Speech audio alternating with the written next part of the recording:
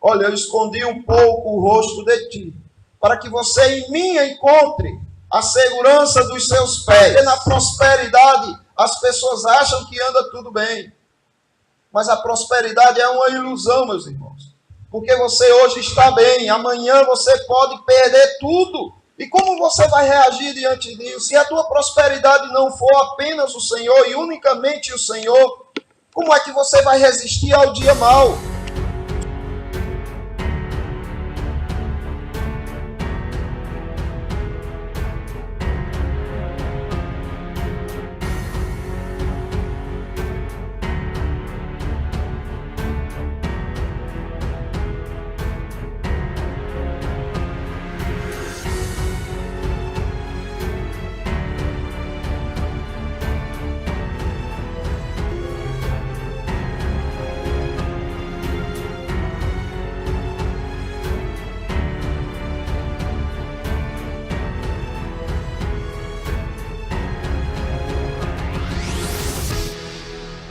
Primeira epístola do apóstolo Paulo aos Coríntios, capítulo 10, do 12 ao 14. Assim diz a palavra de Deus.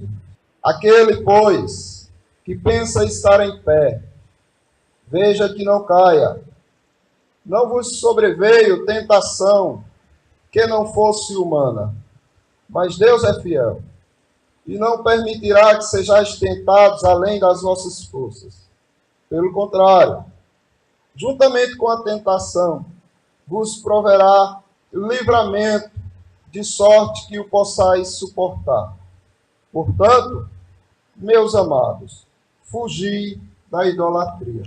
Ontem nós estávamos aqui na igreja reunidos, buscando a face do nosso Deus e clamando pelo povo de Deus, e clamando pela liderança que o Senhor Deus tem levantado aqui na terra. Porque, vez ou outra, estamos sendo impactados com algumas notícias que não era para ser comum no meio do povo de Deus, mas está se tornando comum. Pastores cometendo suicídio. Isso é o que chega a nós. Quando um líder comete suicídio, a repercussão é bem mais intensa. Provavelmente muitos crentes também têm cometido este mesmo mal, este mesmo pecado. Não queremos aqui entrar na questão do que acontece com essas pessoas, mas queremos cuidar daqueles que ainda estão vivos e que estão passando por momentos de aflição, de angústia, de depressão, o qual muitas vezes conduz a um fim tão terrível, tão trágico. O último que cometeu suicídio foi um presbítero de uma igreja evangélica. E isso causa muita dor, muito sofrimento. Sofre a igreja em peso, sofre a família, sofre os irmãos em Cristo, como nós temos sofrido. Então, nós estávamos orando aqui, buscando a face de Deus, pedindo e clamando que o Senhor desse força a essas pessoas que estão passando por momentos de dificuldade.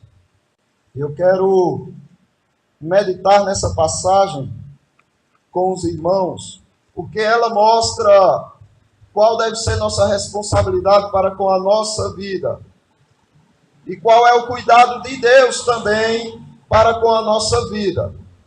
Se os irmãos observarem, o capítulo 10, ele inicia o apóstolo Paulo instruindo a igreja, advertindo a igreja a respeito de alguns males que a igreja pratica que manifesta a idolatria. O pecado, ele é uma idolatria. Porque quando você busca algo ou sente prazer em algo que desonra a Deus, você está sendo idólatra. Então, todos esses pecados aqui que o apóstolo Paulo está dizendo, são aqueles pecados que manifestam a idolatria no meio do povo. E o apóstolo Paulo, a primeira coisa que ele chama a atenção da igreja nesse capítulo 10, é a respeito da ignorância. A ignorância produz idolatria. Quando você não conhece o seu Deus, quando você não conhece a palavra santa e gloriosa do seu Deus, você é ignorante de Deus. E essa ignorância produz em você idolatria. O apóstolo Paulo diz, não quero que ignoreis. Ou seja, ele está dizendo, não quero que vocês sejam ignorantes a respeito do que eu vou falar. Depois ele diz, não cobicemos as coisas más. Depois ele diz, não façais, pois, idólatras, como alguns deles, conforme está escrito. O povo assentou-se para comer e beber, e levantou-se para folgar. Comer, beber e folgar. Era o que o povo estava fazendo. Depois ele diz, e não nos forniquemos. Então a prostituição, a impureza, também produz a idolatria. Depois ele diz, e não tentemos a Cristo. Não vamos tentar ao Senhor. Também produz a idolatria, quando você tenta ao Senhor Jesus. E depois ele diz, não murmureis. Também a murmuração produz a idolatria. Depois do apóstolo Paulo advertir aqueles irmãos de Corinto a respeito do que produz a idolatria no coração do homem, o apóstolo Paulo ordena uma coisa a eles. O apóstolo Paulo diz, aquele, pois, que cuida estar em pé, olhe que não caia. Você está em pé, então não caia. E eu quero perguntar aos irmãos, como é que vocês estão? Se vocês olharem para a vida de vocês, vocês poderão dizer que estão em pé diante do Senhor? Vocês poderão dizer que estão em pé neste mundo que tenta colocar vocês prostrados de joelhos diante de Satanás, diante dos prazeres que ele oferece? Os irmãos podem dizer que estão de pé, sem se curvarem ao pecado? Aquele que está em pé, cuidado que não caia. Ou seja, o que o apóstolo Paulo está dizendo é o seguinte: vocês já sabem o que é que pode derrubar vocês. E o que pode derrubar vocês é a ignorância. O que pode derrubar vocês é a cobiça. O que pode derrubar vocês é o hedonismo, o prazer, a ideia de achar que tudo se resume ao prazer. Se eu estiver sentindo prazer, eu estou feliz. Se eu estiver sentindo tristeza, eu não sou uma pessoa realizada. O hedonismo tenta trazer você para isso, que só pode existir satisfação e paz no coração se houver prazer mundano no coração. E o Senhor aqui está ordenando a Paulo a orientar a igreja. Não, a sua vida não se resume a comer, beber e a folgar. Porque se for assim, você é um idólatra. Depois ele diz, não forniquemos. Vocês sabem que o que produz a idolatria é a fornicação. É quando você tenta ao Senhor Jesus. E é quando você murmura contra o Senhor Jesus Cristo. Estas coisas te derrubam. E se você está em pé, tenha cuidado. Porque você pode cair a qualquer momento. Então, cuidem de vocês mesmos. Meus irmãos, a arrogância, a soberba, ela já te derruba. Quando você acha que está em pé, quando você acha que já está pronto, quando você acha que está totalmente imune às tentações e às quedas, você já caiu. O apóstolo Paulo diz aos Gálatas, porque se alguém cuida ser alguma coisa, não sendo nada, engana-se a si mesmo. Todos aqui têm que primeiro ter essa compreensão. Vocês não são nada. Nada. Então não cuidem que são alguma coisa. Não cuidem que são superiores. Não cuidem que já estão prontos para tudo e qualquer desafio. Vocês não são nada. E esse cuidado de achar que são alguma coisa, meus irmãos, ele está enganando a vocês mesmos. E quando vier a queda, vocês não poderão suportar. Observe o que o salmista dizia quando ele estava em momento de prosperidade. Eu dizia na minha prosperidade, não vacilarei jamais. Isso era o que o salmista estava dizendo em seu coração. Isso era o que o salmista pensava quando olhou para tudo que tinha construído, para tudo que possuía. Ele disse, não vacilarei jamais. Isso lembra a arrogância também do apóstolo Pedro, quando o Senhor revelou que todos os discípulos o abandonariam no momento da sua prisão. E Pedro disse, eu jamais, Senhor. Jesus Cristo, vais, Pedro, tu vais, não só você, como todos que aqui estão. E Pedro disse, Senhor, ainda que todos aqui te neguem, eu não vacilarei, jamais, eu não te negarei. E o Senhor disse, tu vais me negar ainda hoje à noite, 3 vezes, Pedro. E Pedro diz, não, Senhor, ainda que me seja necessário morrer, eu não te nego. E Pedro negou, da pior forma possível. A Bíblia diz que, na 3ª vez que ele negou ao Senhor, ele praguejava contra o nome do Senhor.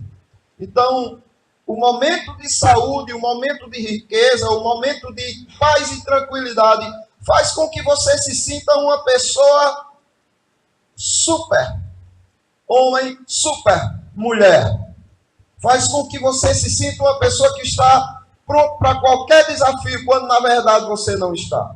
Porque o salmista continua e ele diz assim, tu, Senhor, pelo teu favor, fizeste forte a minha montanha.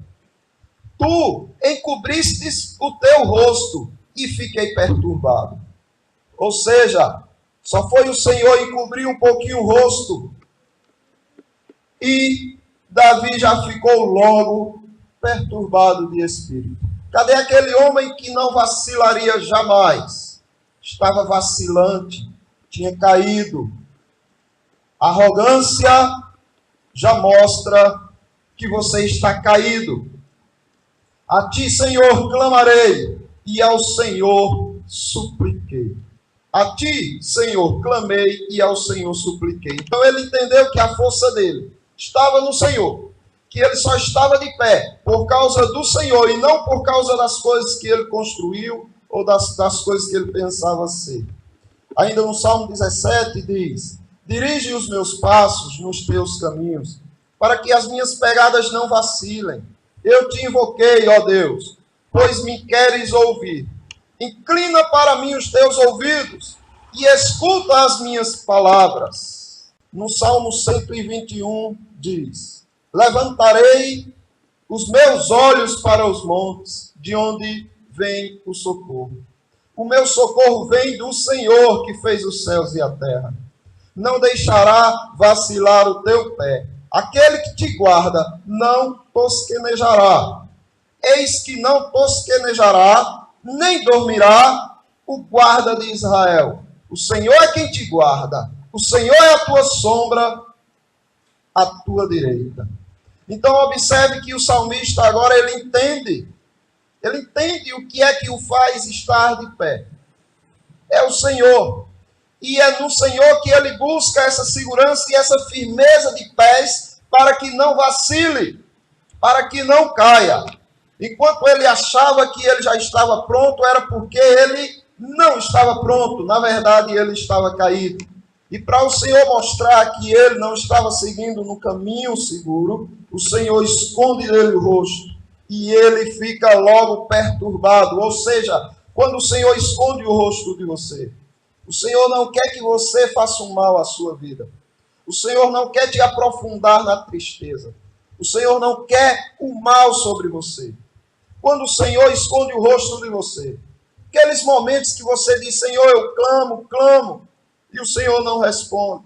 O Senhor esqueceu de mim, o Senhor me abandonou. Não, isso é uma prova de que o Senhor preocupa-se com você. Porque o Senhor está dizendo para você, o seu caminho estava sendo mau. Como o Senhor? Se eu estava diariamente na tua casa, se eu estava orando, se eu estava fazendo o que era correto, sim, mas isso passava a você uma segurança de que você chegou no nível de prontidão, numa estatura de preparação. Só que você não estava pronto, porque você já se achava pronto. Você tem que buscar em mim a segurança para que você não vacile, para que você não caia. É isso que o Senhor está dizendo ao aflito, ao angustiado. Olha, eu escondi um pouco o rosto de ti, para que você em mim encontre a segurança dos seus pés. Porque na prosperidade as pessoas acham que anda tudo bem. Mas a prosperidade é uma ilusão, meus irmãos. Porque você hoje está bem, amanhã você pode perder tudo. E como você vai reagir diante disso? Se a tua prosperidade não for apenas o Senhor e unicamente o Senhor, como é que você vai resistir ao dia mau? O salmista Asaf, ele diz, que mais tenho eu no céu? Não há outro em quem eu tenha prazer na terra. O Senhor está comigo e me segura pela sua mão direita. Mas antes ele estava angustiado de alma. Porque ele pensou que o Senhor não se preocupava com ele. E ele dizia, até agora eu conservei a minha fidelidade a Deus inutilmente. Não valeu a pena servir a Deus. Era isso que o salmista Asaf estava dizendo. Mas o Senhor faz com que ele entre no santuário e entenda o trabalhar de Deus na vida dele.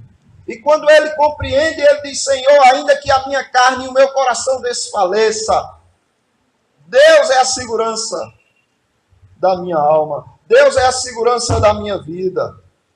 O Salmo 94 diz, se o Senhor não tivera ido em meu auxílio, a minha alma quase que teria ficado no silêncio. Quando eu disse, o meu pé vacila, a tua benignidade, Senhor, me susteve. Na multidão dos meus pensamentos dentro de mim, as tuas consolações recrearam a minha alma. Então observe o que é que o salmista aqui estava passando. Quando ele disse, olha, eu estou próspero e não vacilarei jamais, ele vacilou. E quando ele disse, o meu pé vacila, a benignidade do Senhor o susteve. Os irmãos entendem como é que Deus trabalha na sua vida. Deus trabalha na sua vida, ocultando de vocês um pouco o rosto dele, para mostrar a vocês o quanto vocês dependem e precisam dele. Se Deus estivesse sempre satisfazendo os desejos dos irmãos, se Deus estivesse sempre cuidando e protegendo para que nada acontecesse contra os irmãos, para que nenhuma tristeza acometesse os irmãos, sabe o que aconteceria? Os irmãos morreriam sem Deus, achando que eram o máximo, e que nada os atingia, e que estavam de pé e não vacilariam jamais. E quando os irmãos vacilassem, já se achariam no inferno. Mas o Senhor vos ama. Então, por causa disso, o Senhor oculta de vocês o rosto, para que vocês percam prazer neste mundo, para que vocês percam o prazer no que o mundo e o pecado oferecem, a segurança e a confiança deste mundo oferece. Para que os irmãos digam, eu não tenho mais nada, eu não consigo fazer mais nada, eu não tenho mais nenhum tipo de segurança, vacilei com os meus pés e o Senhor, na sua benignidade, o Senhor susterá os irmãos. E ele diz, na multidão dos meus pensamentos dentro de mim, as tuas consolações recrearam a minha alma. Então observe que o Senhor vem em socorro dos irmãos. Os irmãos não podem imaginar que o Senhor esqueceu de vocês por conta dessa tristeza que acometeu vocês. Os irmãos não podem pensar nem por um segundo que o Senhor não está lembrado, não está vendo, não está observando cada dor, cada sofrimento dos irmãos. Na verdade, isso é o trabalhar de Deus na vida dos irmãos. E o Senhor enviará para a alma dos irmãos as consolações que recrearão vocês. Não seja vagaroso no cuidado, sede fervorosos no espírito, servindo ao Senhor. É assim que o apóstolo Paulo diz aos irmãos de Romanos. Continuem servindo ao Senhor, por mais tristeza que venha sobre os irmãos, por mais problemas que caiam sobre os irmãos. Os irmãos só têm que ter um propósito: continuar de forma fervorosa de espírito, servindo ao Senhor. Meus irmãos, a tristeza de achar que o Senhor não te ouve mais pode te levar a fazer mal contra a sua própria vida. Mas espero que os irmãos entendam que o Senhor Deus está falando em voz alta com vocês. No momento da aflição, é o momento onde Deus está mais próximo dos irmãos. A Bíblia diz que o Senhor Jesus Cristo está sentado à destra de Deus. O Senhor Jesus Cristo, em sua glória e majestade, está sentado à direita de Deus Pai. Só que teve um momento na Bíblia, só esse momento, que Jesus Cristo já não estava mais sentado à direita de Deus Pai. Só um momento depois que ele subiu às alturas. Foi o momento que ele viu o seu servo, seu pequeno servo, Estevão, sendo apedrejado. Se os irmãos observarem, a Bíblia deixa bem claro que o Senhor Jesus Cristo está em pé. E eis que eu vejo o Senhor Jesus Cristo em pé, à direita de Deus Pai. Os irmãos entendam que Jesus Cristo está governando tudo. Os irmãos entendam que essa aflição é governada pelo Senhor Jesus Cristo. Nada foge do controle dele. Isso, na verdade, diz respeito ao cuidado dele para com os irmãos. Quando está tudo bem com os irmãos e os irmãos estão felizes e contentes, o Senhor está lá governando, sentado no seu trono. Mas quando o mal acomete os irmãos e a tristeza acomete os irmãos, o Senhor Jesus Cristo se levanta do seu trono. Se levanta porque Ele quer estar próximo dos irmãos. Ele quer observar cada momento difícil na vida dos irmãos. Os irmãos não estão desamparados. Os irmãos têm um Senhor que é soberano e que se preocupa com cada um de vocês. Mas talvez você diga, não, é mais forte do que eu. Essa tentação, ela é mais difícil do que qualquer uma pessoa poderia suportar. Eu não suporto o que eu estou passando. A única solução que tem para mim é dar fim a essa angústia e a esse sofrimento da pior maneira possível. Porque eu não suporto toda essa tentação. Bem, o versículo 13 mostra que não é bem assim. Ele diz: não vos sobreveio tentação que não fosse humana, mas Deus é fiel e não permitirá que sejais tentados além de vossas forças. Pelo contrário, juntamente com a tentação, vos proverá o livramento, de sorte que a possais suportar. Quando a tentação vem, que vocês dizem, é demais para mim, o Senhor está enviando o livramento, a consolação. O apóstolo Paulo diz que sofreu na Ásia uma tribulação tão grande com alguns dos apóstolos, que foi além das forças dele, foi além do que eles poderiam suportar, a ponto deles desesperarem da própria vida.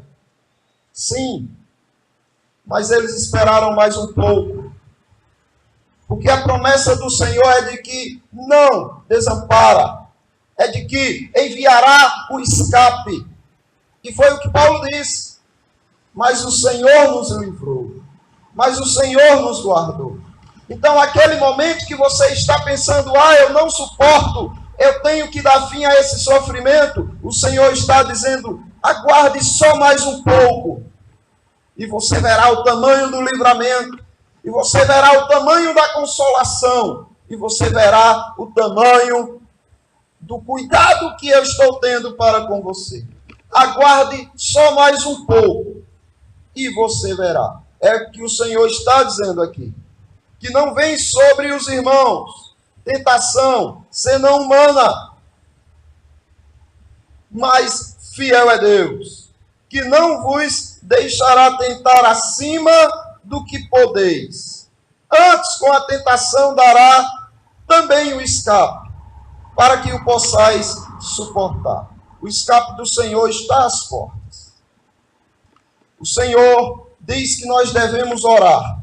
Orar dizendo o seguinte: Pai, perdoa os nossos pecados, pois também nós perdoamos a qualquer que nos deve. E não nos conduzas à tentação, mas livra-nos do mal. Ou seja, o Senhor Jesus Cristo está dizendo que você deve estar constantemente orando ao Senhor. Mas Ele não está dizendo que é para pedir ao Senhor que não venha sobre você tentação. Porque elas vão vir. Você está neste mundo. O Senhor não ensinou isso. O Senhor ensinou a pedir que não deixasse você cair na tentação. Ou não conduzisse você à tentação. Por que não conduzisse você à tentação? Porque o Senhor muitas vezes conduz o ímpio à tentação. Mas pelo coração do próprio ímpio. O Senhor não tenta ninguém. Nem pode ser tentado pelo mal. Mas quando o homem não é piedoso, o Senhor o entrega àquilo que ele ama, o entrega às suas tentações. Observe o que Pedro diz. Assim, sabe o Senhor livrar da tentação os piedosos e reservar os injustos para o dia do juízo, para serem castigados. O Senhor sabe livrar os piedosos, mas os injustos, Ele tem guardado para o dia do castigo. Apocalipse 3 diz: Como guardastes a palavra da minha paciência, também eu te guardarei na hora da tentação, que há de vir sobre todo o mundo, para tentar os que habitam na terra. Então a tentação há de vir. Mas o Senhor te guardará de que você não caia nela. Por quê? E o Senhor diz: porque guardaste a palavra da minha paciência. Então aí eis o segredo.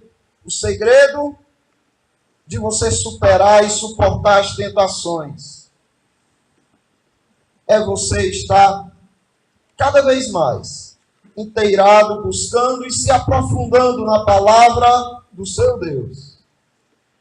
O Senhor Jesus Cristo disse: vigiai e orai, para que não entreis em tentação. O espírito, na verdade, está pronto, mas a carne é fraca. É isso que o Senhor quer que os irmãos entendam. A tentação, ela vem, mas os irmãos não podem se render a ela. A tentação, ela está às portas, mas os irmãos não podem se entregar a ela. Os irmãos não estão enxergando a tentação, a provação, a dor e o sofrimento. Não estão enxergando. Pois bem, a garantia do Senhor é que ao lado dela, junto com ela, está o escape. Os irmãos poderão encontrar o escape para que não caiam na tentação, para que não se entreguem, para que os seus pés não vacilem, para que os irmãos continuem se mantendo de pé. E o segredo para isso, meus irmãos, é vocês estarem firmados na palavra, lendo a palavra, buscando a palavra, observando o exemplo daqueles que passaram pelos mesmos problemas que vocês também já passaram. E como eles reagiram. Nós lemos aqui a semelhança entre Jó, Elias e Jonas. A semelhança entre eles, o que eles tinham em comum, era o desejo de morrer na hora da tentação, na hora da tribulação, na hora da aflição. O que eles fizeram foi o seguinte: Senhor, não me vale mais a pena viver. Tira a minha vida. Eu quero morrer. Ou seja, eles entraram em um momento de depressão profunda, a ponto de perderem o prazer pela vida. Mas o Senhor diz que manda o escape. E ele mandou o escape. Ele mandou um anjo alimentar Elias 2 vezes. E depois disse a Elias: olha, ainda tens muita coisa a fazer. Levanta-te. Irmãos, entendam. O caminho da firmeza de vossos pés está no cuidado que vocês têm pelos irmãos. Pelo cuidado que os irmãos devem ter pela vida deles. Os irmãos estão sofrendo, e daí? Tem muitos outros sofrendo também que precisam da sua ajuda. Mesmo sofrendo, alimente-se do Senhor, levante-se, pois é longa a caminhada dos irmãos ainda. Não é só os irmãos que estão sofrendo, tem muitos outros sofrendo.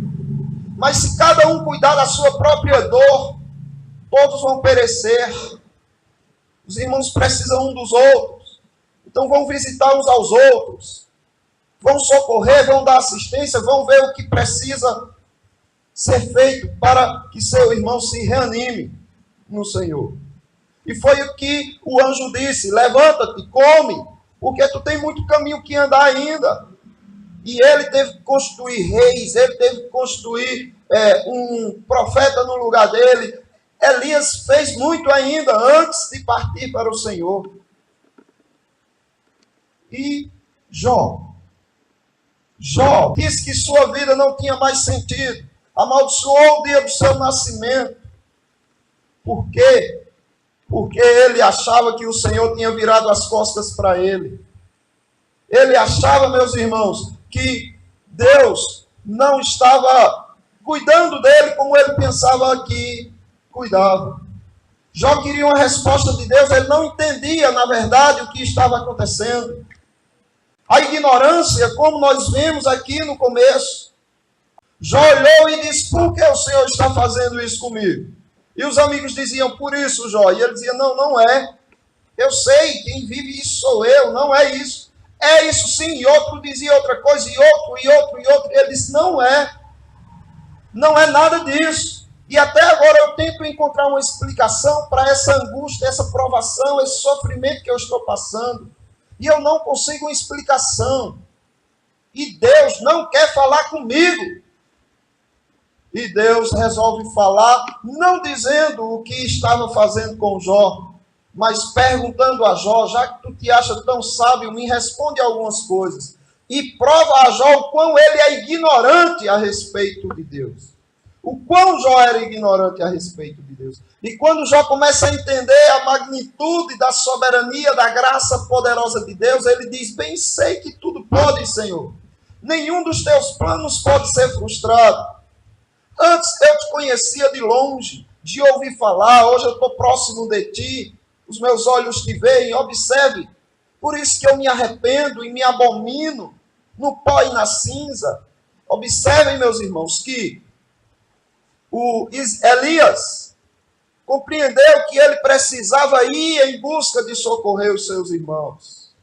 Ir em busca de cumprir uma missão que Deus confiou a ele. Jó, agora que tinha perdido o prazer da vida, entende que o prazer da vida está em Deus, no conhecimento que ele pode adquirir de Deus. E Jonas compreendeu o quanto Deus ama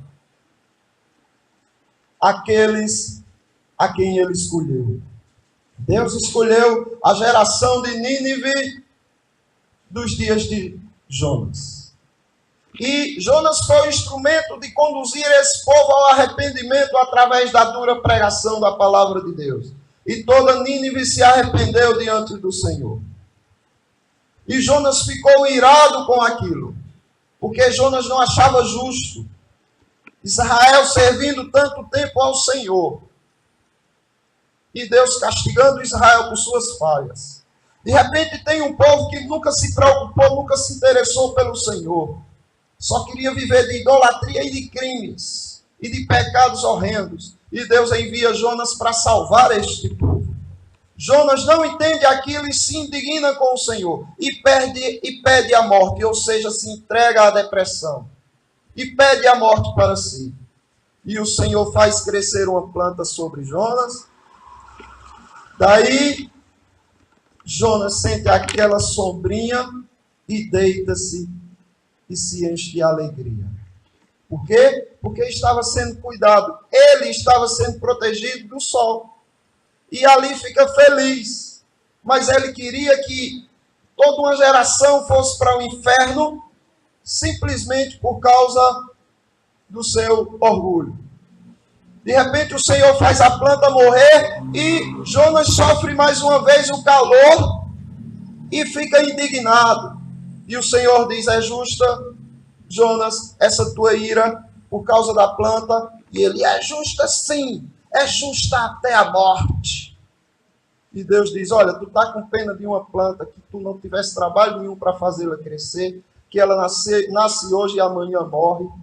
Não deveria eu ter piedade de toda uma geração que a mim pediu perdão? Então Jonas ali aprendeu que no amor está a segurança dos seus passos. Se ele não quer cair e se ele quer superar a tentação, ele se entregue ao amor. Ele se entregue ao cuidado. E ele se entregue ao conhecimento de Deus. Não quero, irmãos, que ignoreis tudo que está escrito. Que os irmãos tenham cuidado. No próximo domingo nós veremos o texto seguinte. Irmãos, fugir da idolatria. Mas não esqueçam, meus irmãos.